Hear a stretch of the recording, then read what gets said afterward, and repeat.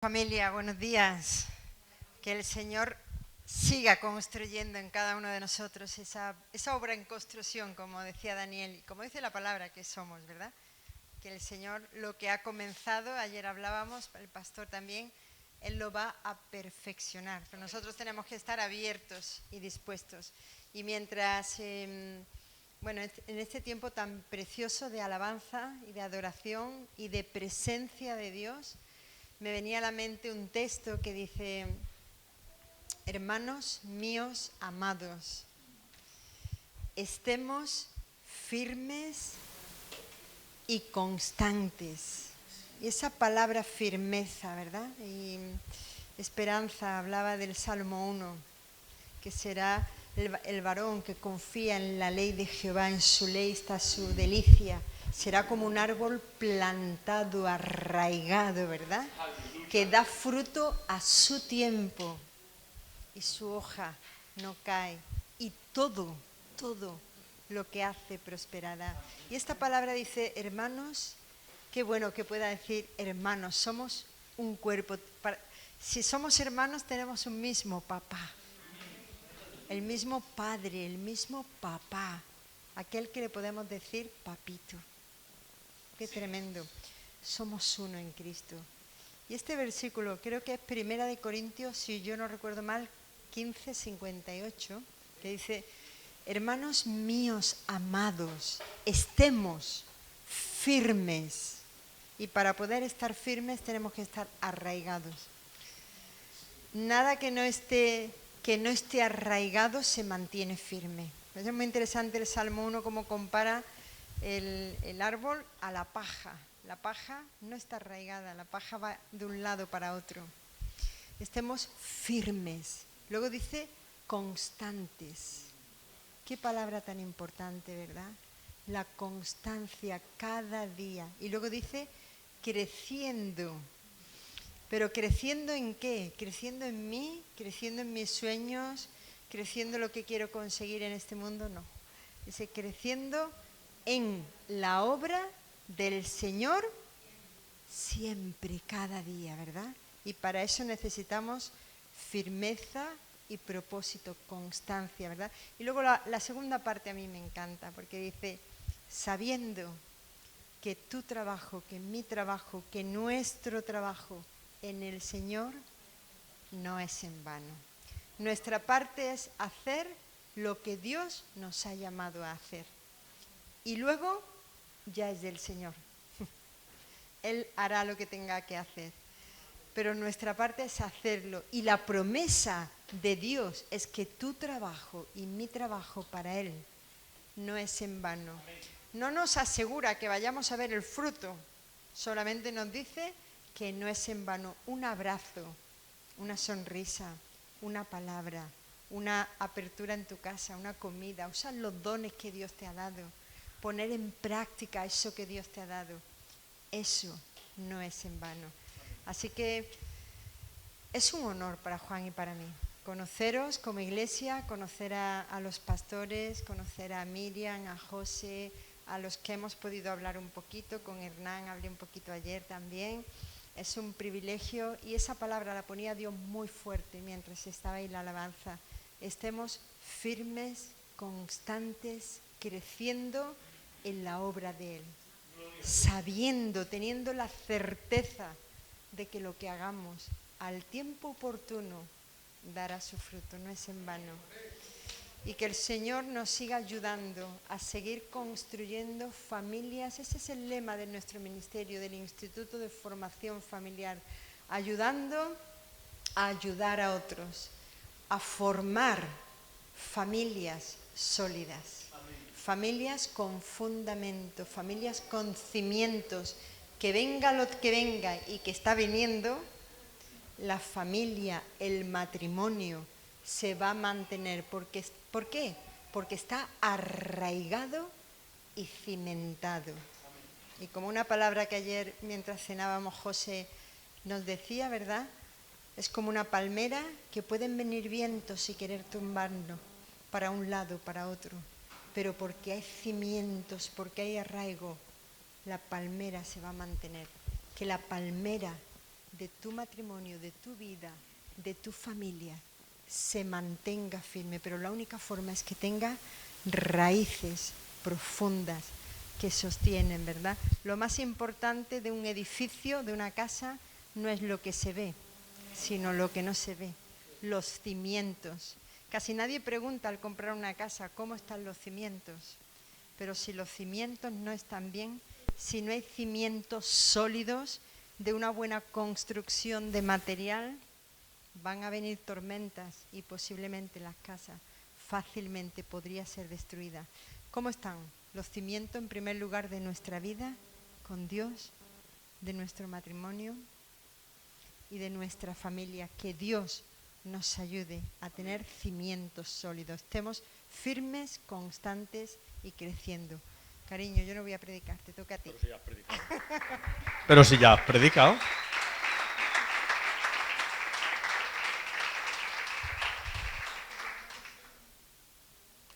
Bueno.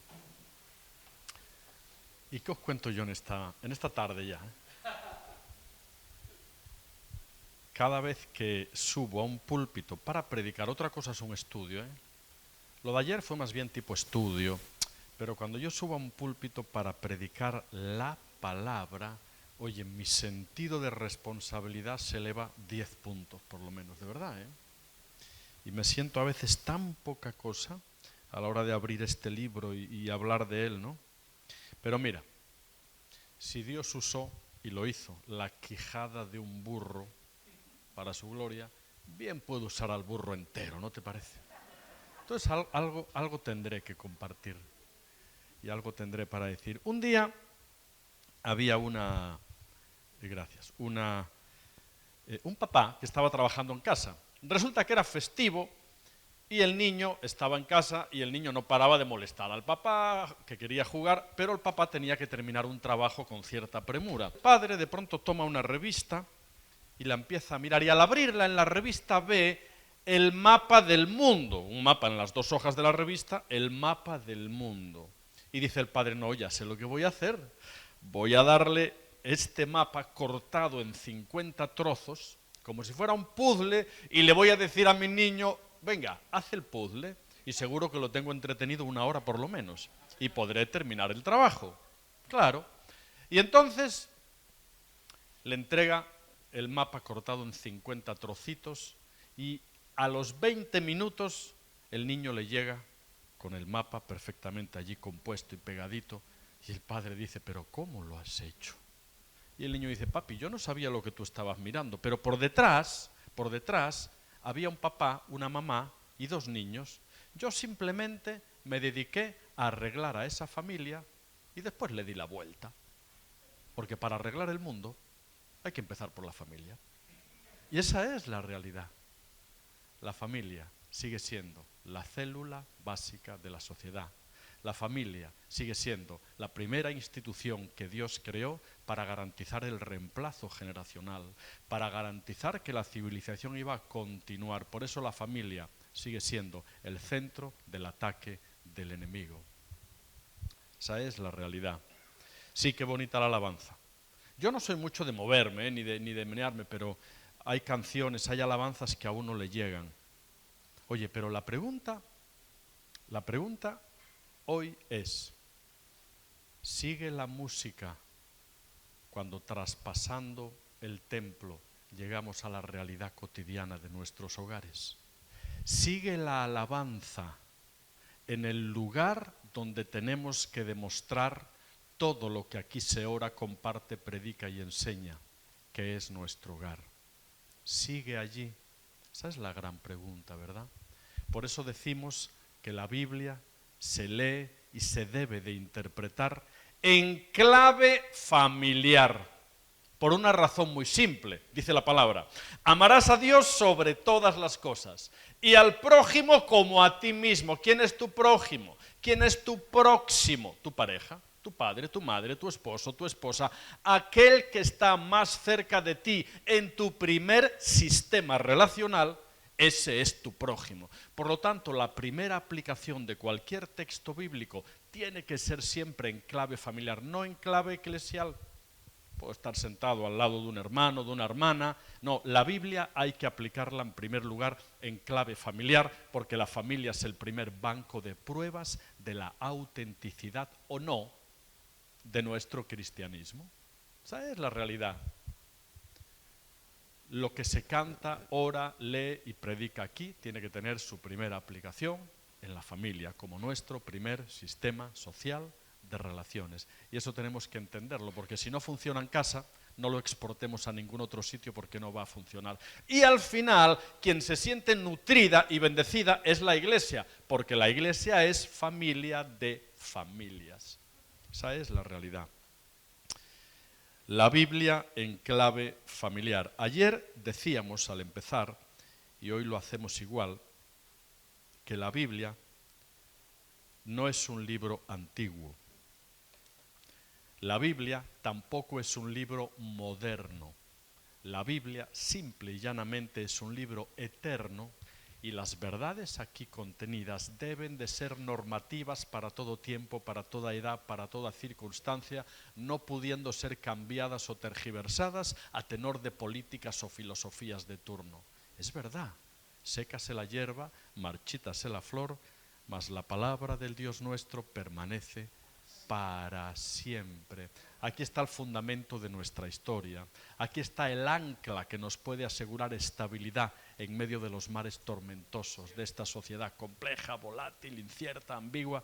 Por tanto, la Biblia tenemos que interpretarla en clave familiar. Oye, me encanta cómo comienza la Biblia. Me encanta.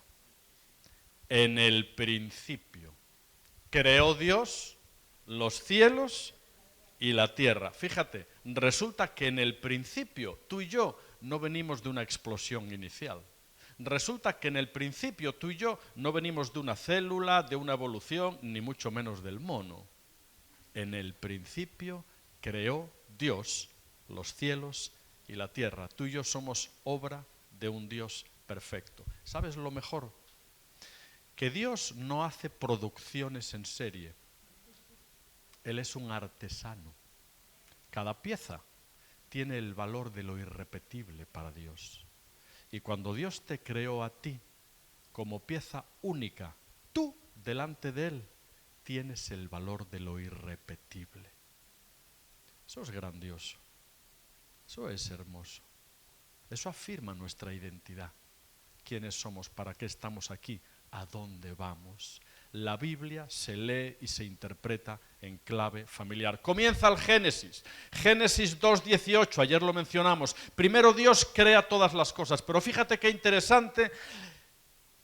En el principio creó Dios los cielos y la tierra estaba desordenada y vacía. La palabra desorden en griego es caos. La Biblia estaba en caos, desordenada. Y de ese desorden inicial, Dios comienza a crear todas las cosas. Crea los cielos, la tierra, el mar, los árboles. Hay una palabra en griego que también designa todo el acto creador de Dios. Y también se ha castellanizado y la utilizamos habitualmente. Esa palabra en griego para designar todo lo que Dios creó tiene que ver mucho con las mujeres. La inmensa mayoría de las mujeres, Miriam, cuando os levantáis de buena mañana o vais a venir a la iglesia, de pronto os pintáis los labios, los polvitos por aquí. Eso se llama o viene del mundo de la cosmética. ¿De dónde te crees que vendrá cosmética? De cosmos. ¿Qué significará cosmos? ¿Sabes qué significa cosmos? Orden. Perdón, yo no quiero decir que las señoras de pronto se tienen que ordenar el rostro todas las mañanas. Yo no digo eso. Pero cosmos en griego es orden. Y Dios del caos hizo el cosmos. Del desorden inicial hizo el orden y lo hizo estableciendo estructuras de autoridad. Todo en esta vida se rige por estructuras de autoridad. Todo. Un país, si no tiene una estructura de autoridad que lo gobierne, ¿sabes lo que acabaría siendo? Un caos. Y ya lo es por las políticas y la desviación y todo el asunto. En las carreteras tiene que haber guardia civil y policías que son la autoridad y tú tienes que sujetarte a lo que dicen, porque si no esto sería un caos. Todo sistema relacional necesita estructuras de autoridad. La iglesia necesita estructuras de autoridad. La familia necesita estructuras de autoridad. Cuando yo era pequeñito vivía en un pueblo de apenas 5.000 habitantes en Asturias y había 3 estructuras de autoridad que nadie cuestionaba. La familia, la escuela y la iglesia, la católica en aquellos tiempos, claro. Cuando yo iba a misa de 11, lo que el cura decía, iba a misa. Oh, era la autoridad, el señor cura, don lo que fuera. Cuando yo iba al colegio, mi profesor era don o doña. Siempre el sentido de autoridad y respeto estaba muy marcado. Cuando mi profesor me decía, Juan Jesús Varela, acérquese al pupitre, chacho, yo me hacía pipí en los pantalones. Tal era el sentido de autoridad y respeto. Excesivo, sí, quizá, pero había autoridad marcada. El colectivo de profesionales hoy con mayor índice de depresión son los profesores. No pueden lidiar con auténticos cafrecillos que, no habiendo recibido en el contexto del hogar las claves de una educación adecuada, cuando llegan al colegio no respetan al profesor ni a nadie. Esa es la realidad. Todo en esta vida se rige por estructuras de autoridad. Y la familia también tiene estructuras de autoridad. Y el hombre tiene la responsabilidad, que no el privilegio, de ser cabeza de su familia. Eso es no, repito, un privilegio el ser cabeza, sino es un altísimo sentido de responsabilidad que Dios pone sobre el hombro de muchísimos hombres, ¿no?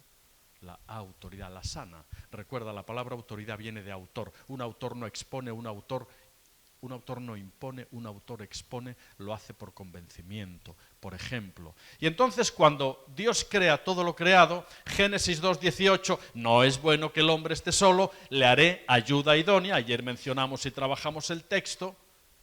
No es bueno que el hombre esté solo, no fuimos diseñados para vivir en soledad, la soledad mata. Cuando pastoreábamos en Mallorca, resulta que nuestro hijo Noel, tendría 4 añitos, resulta que quería un pájaro para su cumpleaños. De manera que fuimos a la tienda a comprar un pájaro para nuestro hijo. Y de pronto nuestro hijo señala un agaporni, unos pajaritos como un loro, pero chiquitito, pequeñito, como un loro enano. No hablan, emiten un chillido metálico. Y Noel, nuestro hijo, dice, papi, mami, quiero ese pajarito. Y señaló uno. Y cuando vamos al señor de la tienda, le decimos, mire, nos da ese pajarito. El hombre dice, no, pero es que este ya está emparejado. Estos pájaros tienen la particularidad de que una vez que se emparejan, ya no los podemos separar, son monógamos de por vida. Yo pensé para mis adentros, el tipo este no es negociante ni nada, quiere venderme 2 en vez de 1, pero ya sabes lo que no haces por un hijo, ¿verdad? Compramos los 2 pájaros, el primer día la jaula, nuestro hijo les daba de comer, el segundo día, y al tercer día se dejó la puertecita de la jaula abierta y un pajarito se fue volando, 3.000 pesetas de aquel entonces. Papi, mami, que se fue el pajarito y ahora qué voy a hacer. Digo, hijo, ya no puedes hacer nada, aprende del error, tienes que tener más cuidado. No pasaron ni 3 días y yo veo que la jaula, que tenía unos barrotes así perpendiculares, veo que en el patio donde estaba la jaula empieza a haber un piar, un griterío, una cosa. Yo me asomo con María del Mar y vemos el pájaro que se había ido, muchacho, intentando entrar en la jaula, y el pájaro que estaba dentro haciendo fiestas y aleteando. Y dijimos, wow, el tipo de la tienda tenía razón. El pájaro prefiere la esclavitud, pero con su compañera, a la libertad solo. Oye, aquello habló poderosamente a nuestras vidas. 7, 8 meses después, por un descuido también de nuestro hijito, se escaparon los 2. ¿Tú crees que ya volvieron? A saber, solos y en libertad, ¿verdad? No fuimos diseñados para vivir en soledad, nos necesitamos, somos seres gregarios. Parte de la imagen de Dios incluye el ser relacional, Padre, Hijo y Espíritu Santo, que se relacionan en perfecta armonía. Hay una genética divina que nos es transmitida y nos necesitamos. Necesitamos la compañía, necesitamos el aliento, necesitamos el apoyo, necesitamos el abrazo, necesitamos la palabra. porque somos creados a imagen de Dios y no es bueno que el hombre esté solo.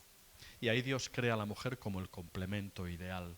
San Agustín, espiritualizando eso, dice, la mujer no fue creada de la cabeza, lo cual indicaría superioridad, no fue creada de los pies, lo cual indicaría inferioridad, fue creada de una costilla, indicando cercanía y creada cerca del corazón, indicando complementariedad. Y esa es la historia.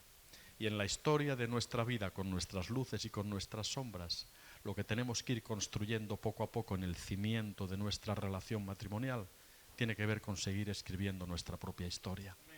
A veces complicada, con renglones torcidos, a veces con días de lluvia, a veces con días de sol, y el paquete de todo eso es lo que va haciendo que dos seres completamente distintos vayan entendiendo el concepto del nosotros y vayan formando su propia historia.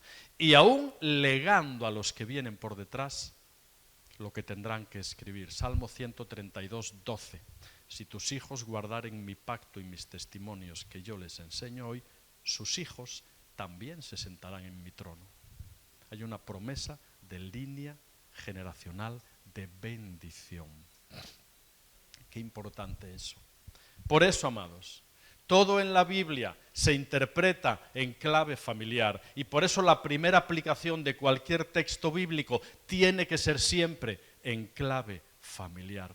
Hay que aplicar vitamina A. María del Mar nos hablaba ayer de la vitamina A. Hay que aplicar, aplicación. Dicen que en un banco dos viejitos van allí a sacar dinero, pero de pronto llega un atracador y empiezan a pegar tiros, y al viejito le pegan un tiro, un disparo en un oído, y se lo llevan de urgencias, y la viejita estaba allí sentada tan tranquila, y uno de los guardas le dice a la mujer, le dice, pero mire, usted no está preocupada, que a su marido le acaban de pegar un disparo en el oído, se lo han llevado de urgencias. Y la viejita dice, no, yo conozco a mi marido desde hace ya mucho tiempo. A mi marido lo que le entra por un oído, le sale por el otro. Hermano querido, que lo que te entre por un oído nunca te salga por el otro, porque eso cauteriza tu conciencia y te convierte en un ser religioso, cumplidor de normas y leyes, pero que nada de lo que te entra aquí llega aquí.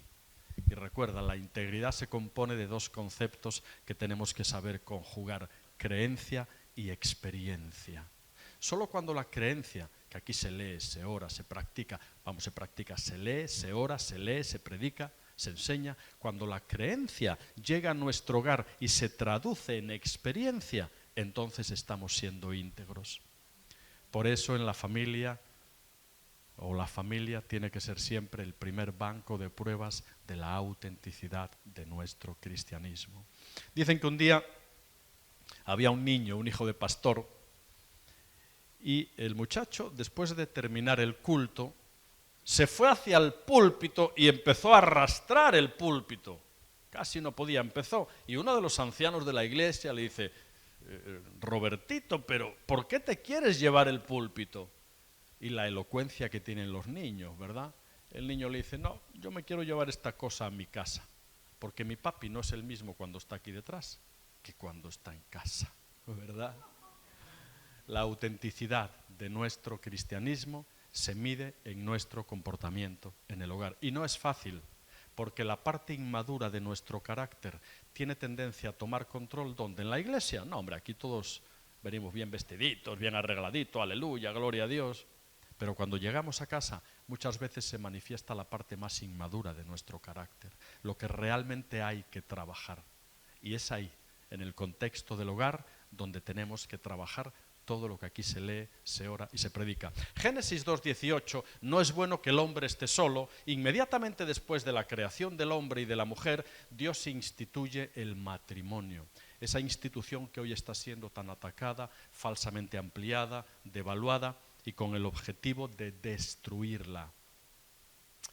Génesis 2:24 es el versículo que más veces se repite en la Biblia. ¿Tú sabías eso? El versículo que más veces se repite en la Biblia, lo cual nos está indicando alto nivel de importancia. Dejará el hombre a su padre y a su madre, se unirá a su mujer y serán los dos una sola carne. Ese es el versículo que más veces se repite en la Biblia, la institución del matrimonio. Y por lo tanto es bien importante, ¿verdad? Y Génesis 2.25, porque todo en la Biblia se interpreta en clave familiar, Génesis 2.25 es el propósito de Dios para el matrimonio y para la familia. Y estaban ambos desnudos, Adán y su mujer. ¿Y qué pasaba? Y no se avergonzaban. No había entre ellos miedo, ni sentido de juicio, ni de crítica. Oye, se sentían en territorio amigo. Podían estar desnudos física, emocional y espiritualmente y se sentían a gusto. Eso se llama intimidad. Y es el fruto principal del amor conyugal. Llegar a estar con tu pareja desnudo en todos los aspectos y no sentir juicio ni crítica, sino sentirte en tierra amiga, sentir la comprensión del otro. Eso es a lo que la pareja tiene que llegar. Y a ese concepto de intimidad se llega a través de toda una vida y a veces de situaciones, repito, bien complicadas. Todo en la Biblia se lee y se interpreta en clave familiar. Dando un salto, llegamos a Génesis 12, el pacto abrahámico. Y de repente Dios le dice a Abraham, en ti serán benditas todas las familias de la tierra. Qué interesante. Desde ese momento Dios establece que la familia iba a ser el vehículo mediante el cual Él iba a bendecir a toda la humanidad. Y desde ese mismo momento el enemigo supo muy bien que para acabar destruyendo el plan de Dios había que empezar por la familia. Había que minar y destruir la estructura familiar, que es uno de los objetivos principales de la ideología de género. Destruir y abolir el matrimonio y la familia natural. Y luego, dando otro salto, por amor al tiempo, llegamos a Deuteronomio 6, un versículo absolutamente fundamental. Cuando tú vas al muro de las lamentaciones allá en Israel, de pronto ves a los judíos ultraortodoxos, esos que van con tirabuzones y el sombrerito, la barba, y muchos de ellos llevan aquí en el brazo o aquí en la frente un saquito de cuero que se llama la filacteria. Y ahí tienen determinados versículos del Torá, los 5 primeros libros de la Biblia, los únicos con validez para los judíos y más para los ultraortodoxos. Entre esos versículos que llevan aquí, es que ellos son literalistas. Y Deuteronomio 6 dice, y estas palabras que yo te mando hoy, las repetirás en tu casa al acostarte, al levantarte, las dirás a tus hijos, las llevarás como frontales en tu frente, como señales en tu brazo, y como son literalistas, se ponen el saquito de cuero con esas palabras ahí. Pero Deuteronomio 6 tiene una importancia vital. ¿Sabes por qué? Porque Dios sabía muy bien que su pueblo empezaba la dispersión, que aún no terminó. Cuando termine la dispersión del pueblo santo, profecía de Daniel, todas estas cosas serán cumplidas. De 50 años a esta parte lleva 70 el Estado de Israel. Están regresando los judíos de todas partes del mundo, ¿no? Y la profecía se está cumpliendo. Cuando cese la dispersión del pueblo santo, todas estas cosas, la venida del Señor, serán cumplidas. Y entonces, Deuteronomio 6, Dios sabía que su pueblo comenzaba la dispersión, que iban a ser mezclados con culturas paganas, con culturas politeístas, con sacrificios religiosos, con prostitución sagrada. Y entonces Dios dice, oye, Israel, Jehová nuestro Dios, Jehová, uno es, no hay otro. ¿Y sabes lo que hace después Dios? Eleva la familia al lugar garante de la fe y de la cultura judía. Y estas palabras que yo te mando hoy las dirás, las repetirás al acostarte, al levantarte, con tus hijos, en tu hogar. Dios eleva al hogar, a la categoría del lugar, el único lugar donde se adquieren las raíces de la identidad y las raíces de la fe. Y la responsabilidad de los hogares desde ese momento es grande. En la dispersión en la que hoy nos encontramos, con políticas tan agresivas contra lo que dicta la palabra, esas palabras de Deuteronomio 6 tenemos que tenerlas más en cuenta que nunca. Las raíces de la fe se adquieren en el hogar, se solidifican en la iglesia, pero se adquieren en el hogar. Eso tiene una importancia vital para los padres. Hay que leer, hay que orar, hay que tener tiempos devocionales con nuestros hijos. Hay que hacerlo porque si no la sociedad nos gana la batalla en la educación de nuestros hijos. Y esa es la realidad. Y aún el Antiguo Testamento finaliza ahí en el libro de Malaquías. ¿Tú recuerdas cómo finaliza el libro de Malaquías?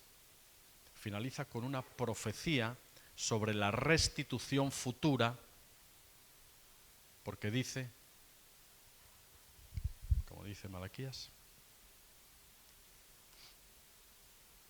¿recuerdas la profecía?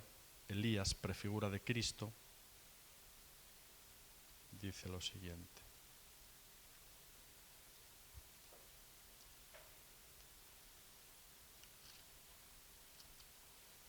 Y habla de la restitución futura del orden familiar, las últimas palabras del Antiguo Testamento. Él, se refiere a Elías, prefigura de Cristo, él hará volver el corazón de los padres hacia los hijos y de los hijos hacia los padres, no sea que yo venga y hiera la tierra con maldición. Las últimas palabras del Antiguo Testamento nos hablan de la restitución futura del orden familiar y habla de un desorden inicial y de la restitución de ese orden. O sea que acaba el Antiguo Testamento en clave familiar y comienza el Nuevo Testamento también en clave familiar, porque el libro de Mateo comienza con la genealogía de Jesús. ¿Sabes la particularidad de las genealogías, la bondad de las genealogías? Están ahí para hacernos entender que la familia tiene una dinastía generacional, que la familia forma parte de una cadena generacional. Por eso las vidas de los grandes hombres de Dios iban precedidas de una genealogía. Por eso la vida del mismo Cristo va precedida de toda la genealogía que se menciona en el libro de Mateo, entroncando al Hijo de Dios en un sistema familiar, en una dinastía familiar. Qué importante eso, hermanos. Qué importante que a tus hijos les hables de sus abuelos, les hables aún de sus bisabuelos, les pongas en contacto incluso con objetos, con cosas tangibles, fotografías de tus antepasados, recuerdos que formaron parte de tu historia o pertenecieron a los tuyos, porque esos objetos visibles conectan a nuestros hijos con una línea generacional de la que ellos son parte, con lo que se llama identidad y sentido de dinastía familiar. Eso es importante porque nos afianza en una historia. Yo crecí con mi abuela, con mi bisabuela, con mi tía bisabuela, con mi madre, con mis 3 hermanos, y tengo recuerdos imborrables de mi bisabuela haciendo el café cada mañana en unos molinillos que había antaño, que ahora se compran por ahí como si fuera la antigüedad, ¿verdad? Y recuerdo a mi bisabuela Daniel moliendo el café. Y luego lo colaba en una manga de trapo de esas que había antes, y el olor del café a mí me transporta a mis tiempos de infancia y a aquellos recuerdos que forman parte de mi historia. Y ese molinillo de café lo tuvimos en casa hasta hace no tanto, y se lo enseñábamos a nuestro hijo, porque una cosa tangible conecta a los nuestros con la historia de sus antepasados y les hace sentirse parte de una herencia y de una cadena y de una línea generacional. Qué importante eso. Y la genealogía de Mateo, primer libro del Nuevo Testamento, comienza en clave familiar, precisamente entroncando al Hijo de Dios dentro de un sistema familiar. Qué importante, el Nuevo Testamento, la Biblia, también se interpreta toda en clave familiar. Los requisitos que Pablo establece tanto en Timoteo como en Tito para alguien que anhele obispado, pasan en ambos pasajes porque esa persona tiene que tener una familia en sujeción, porque el que no gobierna bien su casa, ¿cómo va a gobernar la casa de Dios? Aún la palabra dice que la religión pura y sin mancha es esta: atender a los huérfanos y a las viudas en sus tribulaciones y guardarse sin mancha del mundo. ¿Tú sabes lo que vincula a un huérfano y a una viuda? ¿La ausencia de quién? la ausencia del padre para el huérfano y la ausencia del marido para la viuda. Es decir, la ausencia del varón, del hombre. Hoy en día vivimos una auténtica crisis de la masculinidad, donde el hombre no se está poniendo en el lugar que Dios le dio y donde muchos hombres están siendo títeres y marionetas, convirtiéndose, lamentablemente, no en lo que Dios planeó para cada hombre dentro de su contexto familiar, sino en tristes caricaturas.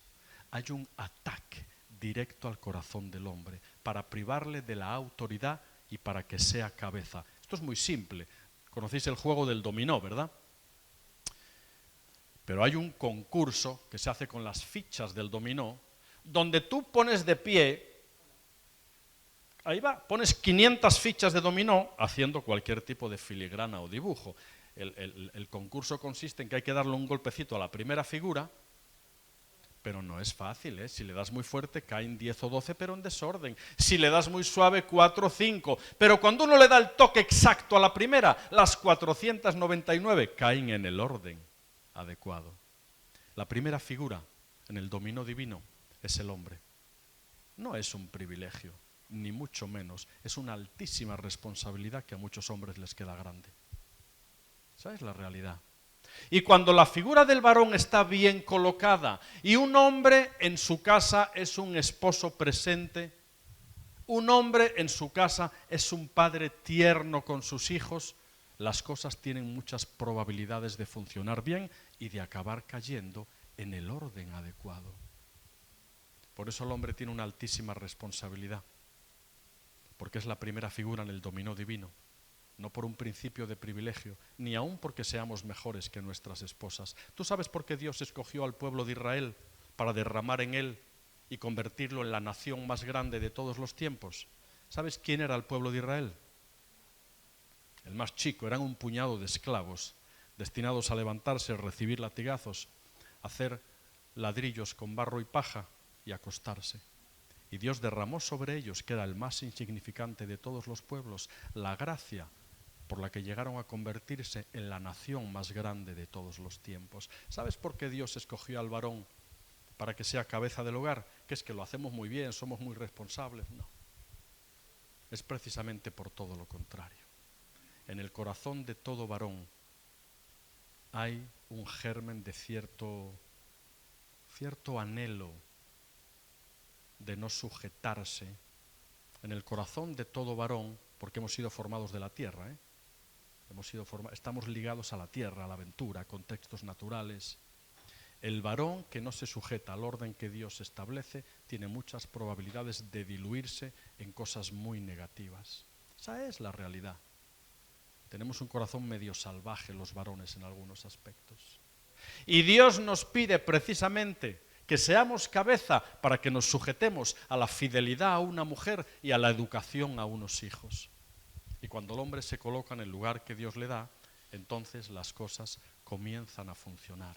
La Biblia, hermanos, hay que aplicarla y hay que vivirla siempre en clave familiar.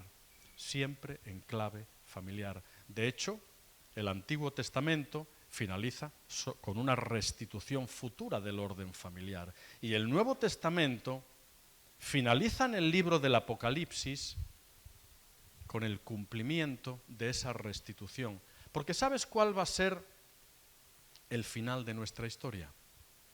Está escrito ahí. Un día, más tarde o más temprano, Maranata, Él va a volver con sus mejores galas para buscarnos a ti y a mí, la esposa, la novia del Cordero, para participar eternamente en las bodas del Cordero. Ese es el final de nuestra historia, escrita con letras gloriosas. Por eso dice la palabra que a veces tenemos utensilios de barro y de madera para usos ordinarios y otros utensilios de plata u oro para ocasiones especiales. Los utensilios somos tú y yo. Y como llegan los últimos tiempos, hermanos, llega el final de nuestra historia, llegan las bodas del Cordero y Dios quiere usar la mejor vajilla. Y eso somos tú y yo. ¿Te imaginas una cuchara de plata sucia, la mesa preciosa decorada y un utensilio sucio. No tiene sentido. Por eso, hoy más que nunca, tenemos que ser utensilios limpios en las manos de Dios. Esa es la realidad. Todo en la Biblia se lee y se interpreta en clave familiar. Ahora bien, para que de aquí pase aquí, ¿sabes lo que necesitamos? Entrar en dos conceptos que son muy bíblicos, uno de los cuales es este. Para recibir y pasar de aquí a aquí toda la ética, valores y normas de la Biblia, tenemos que entrar en el kairos. No es fácil, ¿eh?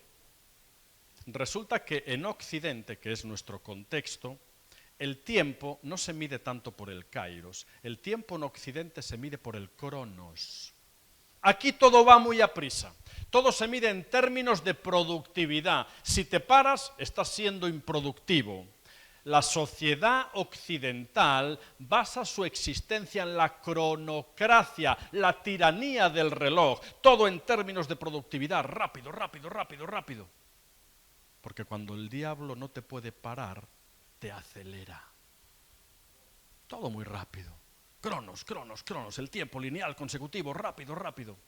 Pero resulta que la Biblia, hermano, no es un libro occidental. No, la Biblia es un libro oriental. Y en Oriente el concepto del tiempo es otro muy distinto. En Oriente el concepto del tiempo es este. Kairos. Es decir, busquemos, mira, si para Cronos la imagen es un reloj implacable que marca el paso del tiempo, para Kairos la imagen es una brújula que nos marca el norte, que nos marca el destino. Y en medio de tanta desorientación, la Biblia, la brújula de la Biblia, nos tiene que marcar siempre el norte. Ese es el Kairos. Pero luego hay otra palabra que nos es muy difícil de entender bajo la mentalidad de la cronocracia y que está de pronto cuando leemos un salmo y vemos la palabrita Shelah o Selah.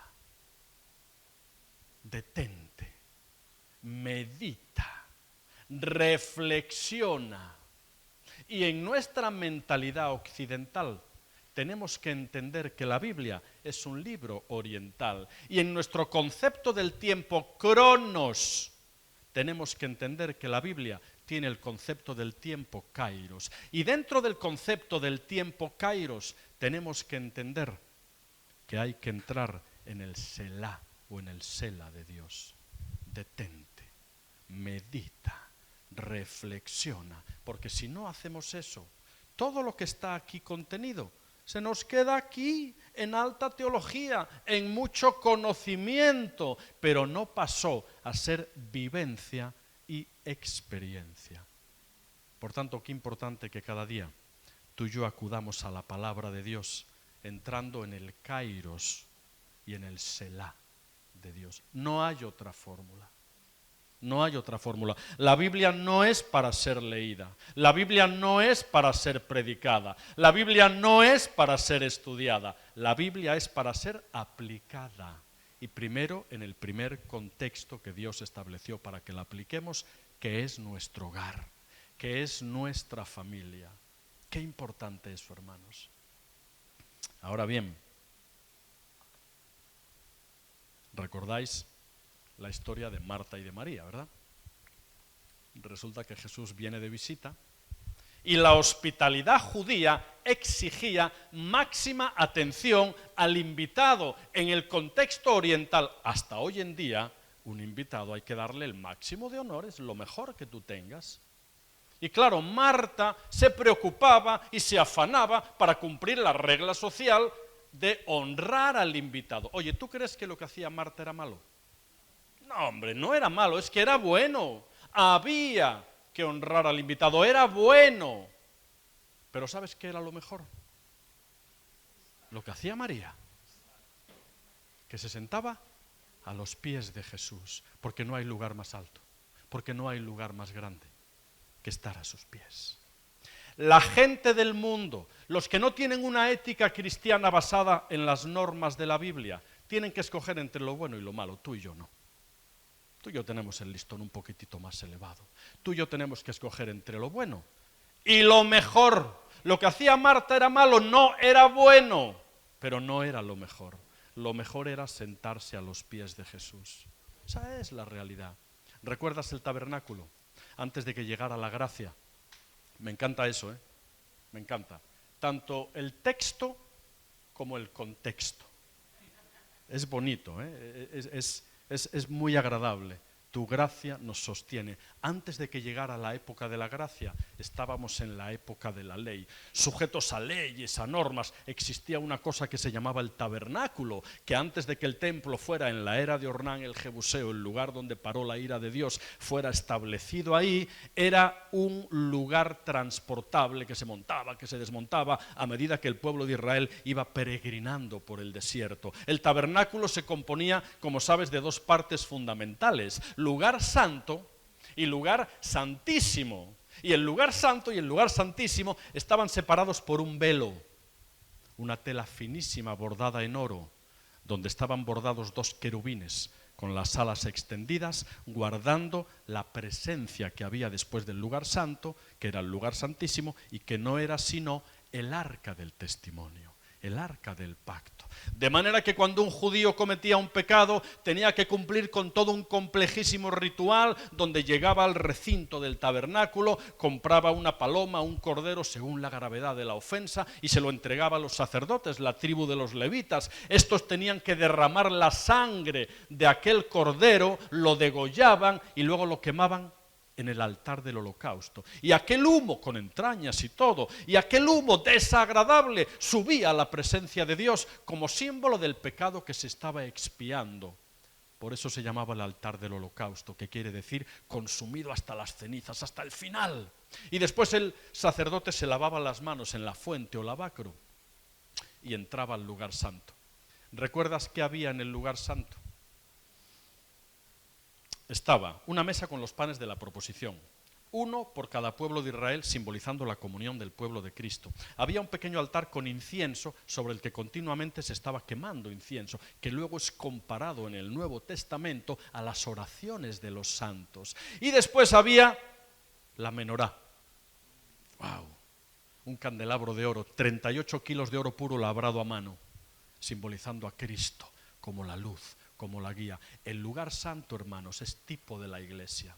Porque en la iglesia tenemos que seguir la luz que nos marca Cristo. En la iglesia tenemos que mantener una comunión en la unidad del cuerpo. Y en la iglesia continuamente hay que quemar incienso, que significa la vida de oración de los santos. Oye, ¿tú crees que la iglesia es buena? Sí, pero te cuento algo. No es lo mejor. Perdón, pastores. No es lo mejor. ¿Sabes dónde estaba lo mejor? Cuando traspasando el velo del templo, ese que se rompe cuando Cristo muere, teniendo todos pleno acceso, porque somos hechos sumos sacerdotes, teniendo pleno acceso al lugar santísimo. Eso es lo mejor. La iglesia es buena y tenemos que ir, cuidadito, tenemos que ir. No podemos vivir el cristianismo en soledad, sino en comunidad. Somos parte del cuerpo. Pero ir a la iglesia es bueno, pero no es lo mejor. Lo mejor tiene que ocurrir cada día en la intimidad de tu hogar. Repito, cada día. Porque cada día eres tentado. Porque cada día el enemigo te pone zancadillas. Porque cada día el ambiente de esta sociedad te va a poner frenos, zancadillas o falsas sirenas. Cada día hay que acudir al lugar santísimo. ¿Y recuerdas qué había dentro del lugar santísimo? Estaba el arca del pacto. Y dentro del arca del pacto estaba construida con madera de acacia, recubierta de oro, y tenía una tapa o propiciatorio con dos querubines, así en pie, también con las alas extendidas, salvaguardando el contenido sagrado que había allí. ¿Sabes qué había? Estaba el maná, una muestra del maná, la vara de Aarón reverdecida y las tablas de la ley. Eso simbolizaba la misma presencia de Dios. El lugar santo es bueno, pero no es lo mejor. Lo mejor está en la misma presencia de Dios. Mira, la vara de Aarón reverdecida, ¿sabes de qué árbol era? Era de almendro. No sé aquí, Miriam, pero En Sevilla, cuando llega finales del mes de enero, los campos de almendro se ponen de todos los colores y sale la flor blanca o rosácea. Y la flor, ¿sabes lo que anuncia? La flor anuncia el fruto que va a llegar. La flor es precursora del fruto que va a llegar. En Sevilla nieva en el mes de marzo y las calles se ponen blancas del azahar. Y el olor, ¡qué maravilla! Porque la fragancia precede al fruto. Tú y yo tenemos que ser grato olor de Cristo para producir en nuestras vidas el fruto sagrado del Espíritu Santo y poder dar a otros amor, gozo, paz, paciencia, bondad, benignidad, fe, mansedumbre, templanza, siendo el otro en primer lugar tu esposo, tu esposa, tu madre, tu padre, tu hijo, tu hija. Eso simbolizaba la vara de Aarón, reverdecida, el fruto temprano, porque la fragancia precede al fruto. Y luego estaba una muestra del maná, ese alimento que en medio del desierto Dios le había prometido a sus hijos para que no murieran. El maná simboliza que en el desierto de esta vida, cada día, cada mañana, tenemos que buscar el maná divino. No sirve, recuerda, no servía que de pronto, bueno, voy a coger hoy y para... No, a Dios no le gusta la comida recalentada. Dios quiere que el pan lo busques cada día, porque si no aquello criaba gusanos, ¿verdad? Cada día, hermanos, frente al ambiente hostil de este mundo, tú y yo tenemos que buscar el maná que solo se obtiene en la presencia y a los pies de Jesús. Eso implica, hermanos, y no les cuento nada nuevo, eso implica que cada día, sin excepción, hay que leer y hay que orar. Porque cada día, sin excepción, tú eres tentado en el ambiente hostil de este mundo. Entonces cada día hay que acudir a la palabra. ¿Cuándo? Cada día. ¿Lo crees? Hay que hacerlo, hay que apartar el tiempo.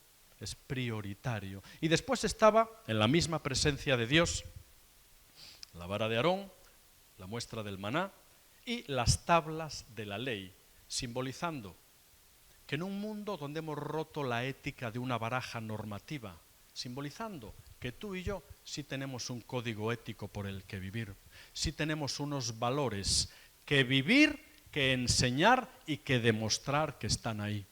Las tablas de la ley simbolizan que tú y yo tenemos unas normas, una ética y unos valores y una conducta que nos tiene que caracterizar como hombres y mujeres de integridad. Esa es la realidad. De manera que la iglesia es buena, necesaria, hay que acudir, pero el culto de labios del domingo ha de provenir de un culto de vidas santas y santificadas de lunes a domingo. De lunes a domingo. Deuteronomio dice, nadie se presentará delante del Señor con las manos vacías. Hay ocasiones puntuales, claro, donde nos presentamos con las manos vacías porque estamos rotos, destrozados. Hay ocasiones puntuales, pero la norma tiene que ser que cuando yo entro por las puertas del templo no acudo con las manos vacías, acudo con todo lo que ya recibí a lo largo de la semana. Y finalmente la Iglesia y el Espíritu Santo se nutre de todo lo que tú y yo aportamos cuando llegamos a la Iglesia. Y hay momentos donde el culto fue increíble, precioso, hubo una presencia. Y no fue porque cantaran muy bien, de hecho ese día el grupo desentonó un poco. Tampoco fue por la predicación, porque mira, el pastor no estuvo muy fino y tampoco. La ganancia, el éxito de un culto se compone de todo lo que tú aportas cuando entras por las puertas del templo. Porque el Espíritu Santo se sirve del cuerpo completo y del ambiente que genera el cuerpo completo. Cuando venimos con gozo, con esperanza, sí, quizá atribulados, quizá medio desesperados, pero venimos siempre con esperanza, creyendo que lo mejor está por venir. Cuando acudimos con una actitud de haber recibido en la semana, de habernos nutrido con la palabra de Dios, el culto general cambia, porque cambia el tono, porque el Espíritu Santo se sirve de todo lo que hay aquí. De igual manera, querida Miriam, que el Espíritu Santo se sirvió, cuando tú no podías decir palabra, de todo lo que tú habías memorizado y que podías recordar ahí la palabra. Esta mañana escuchamos tu testimonio en la cama, María del Mar y yo. Qué lindo, qué lindo. Cuando, a toro pasado, ¿no? Qué lindo a toro pasado. Y qué duro para los papás. Ni me quiero imaginar. Amados, tú y yo no somos llamados a buscar lo bueno, somos llamados a buscar lo mejor. Y lo mejor para entender que este libro se interpreta y se lee en clave familiar, y lo mejor para aplicarlo en nuestras familias es que acudamos a su presencia cada día. Finalizo con la parábola de las 10 vírgenes, ¿recuerdas? Había 5 vírgenes prudentes y 5 insensatas, y están esperando precisamente las bodas del Cordero. Y entonces las insensatas, que no tenían aceite, le piden a las prudentes, y estas con mucha prudencia le dicen, no, si os damos a vosotras, también nos quedaremos, y finalmente ni vosotras ni nosotras, más bien id a comprar. Y cuando las imprudentes se van a comprar, se abren las puertas. El novio manda pasar a los invitados y se cierran las puertas. Y llegan las imprudentes y se perdieron las bodas. ¿Tú crees que al principio de la historia ambas, las 10, tenían luz en la lámpara? Claro, al principio las 10 tenían luz en la lámpara. ¿Sabes por qué? Porque por un milagro que nunca acabaremos de entender, la gracia de Dios nos otorgó la luz de forma gratuita, sin ningún esfuerzo por nuestra parte. Las 10 tenían luz al inicio, pero ay, amigo, el mantenimiento necesario para que la llama continúe encendida es tu responsabilidad. Esa es la realidad. Dios nos otorgó un día, en una historia de amor particular con cada uno de nosotros, la llama de su gracia, la luz divina. Pero no podemos vivir de recuerdos. No podemos vivir de épocas pasadas. Ese primer amor hay que recuperarlo. Y solo se puede recuperar alimentando la llama que un día por gracia nos fue otorgada. Además, ¿sabes por qué? Porque las lámparas en aquella época, las humildes, hechas de tosco barro, tenían una mecha de trapo. Mientras el trapo estaba en contacto con el aceite, emitía luz e iluminaba la casa. Pero cuando ya no había aceite, ¿sabes lo que emitía la lámpara? Humo. Así las personas que no están en franca conexión con Dios, aquellas personas cuyas palabras llegan solo aquí a creencia, pero nunca se traducen en experiencia, cauterizan su conciencia, dejan de dar llama, porque se convierten en racionales, en religiosos. ¿Y sabes qué comienzan a echar? Humo de críticas, de que esto no está bien, de que las cosas no funcionan, ¿verdad? Las lámparas de nuestra vida fueron diseñadas por Dios con un solo propósito: emitir luz, ser luz en el hogar y luz para que otros vean también lo que hay. Por eso el mantenimiento, amado, necesario para que tu lámpara siga encendida, es tu responsabilidad diaria de acudir a la presencia de Dios, en el cronos de Dios que ocurre cada día y sobre todo en el Selah de Dios, en ese tiempo de detenernos, de meditar, de reflexionar. Yo tengo todos los días un café con papá. Es el café santificado del día. Preparo la cafetera el día anterior, María del Mar lo sabe. La preparo. Es mi sana rutina diaria. Y de buena mañana me tomo mi café y me voy a mi sillón favorito con papá. Y abro la Biblia. Yo la abro en papel, no la enciendo en el... A veces enciendo el YouVersion porque tiene juego, te da comparaciones, versículos, y tiene su... Pero yo quiero una Biblia en papel. Anhelo. Bueno, esta es nueva, Tengo una que está tan destrozadita que no tuve más remedio ya que medio jubilarla, pero es que no quiero porque ahí tengo mis anotaciones, lo que Dios me reveló, y tengo ese versículo y esa palabrita, y sé que estaba por aquí en la parte de abajo, en la parte izquierda, y esta es la palabra de Dios, hermanos. Hay que leerla cada día, hay que vivirla cada día, hay que aplicarla, no hay otra, porque tú y yo no somos llamados a lo bueno, sino a lo mejor. Cierra tus ojos ahí donde estás. Papi, papi. Papi, gracias por tu presencia en nuestras vidas. Gracias porque un día nos abriste la puerta de tu casa, nos diste el abrazo del Padre, nos devolviste el calzado, nos devolviste el anillo, el vestido, la dignidad y nos recuperaste para tu hogar. Nunca entenderemos tu amor tan inmenso. Gracias. ¿Cómo te necesitamos? En el medio del desierto de esta vida, ¿cómo necesitamos de tu presencia, de tu unción, de tu abrazo, de tu ternura, de tu cariño? Gracias por la Biblia, la palabra de Dios para el mundo de hoy. Padre, gracias.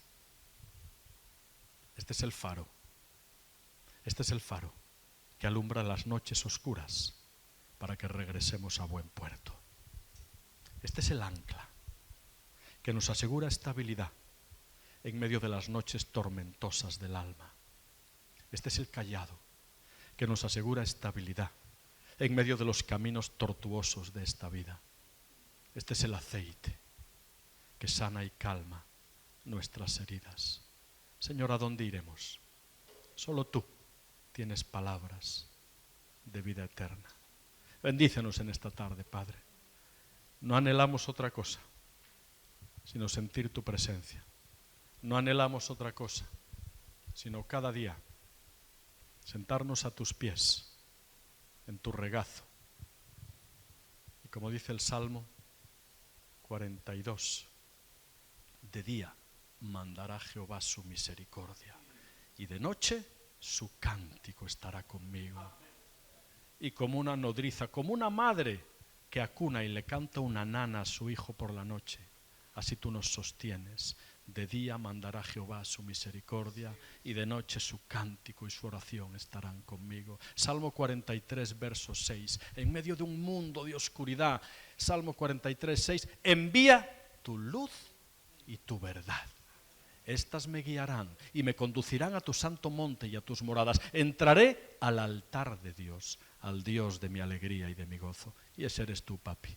El Dios de nuestra alegría, el Dios de nuestro gozo, el Dios de nuestra esperanza. Ayúdanos a acudir a ti cada día, a buscar el maná, el alimento espiritual que nos puede hacer fuertes, capaces para resistir el día malo.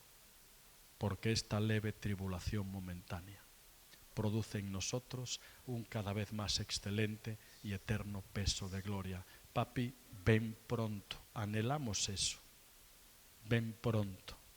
Pero hasta entonces, manténnos con la lámpara encendida, para que podamos ser luz a tanta gente que no tiene ni la verdad ni la esperanza.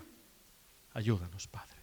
Bendice esta iglesia, bendice esta congregación, bendice cada familia aquí representada. Tú conoces luces, tú conoces sombras de cada familia aquí representada. Tu paz y tu bendición sobre cada uno de ellos, Señor. Tu paz y tu bendición, Señor, sobre este lugar.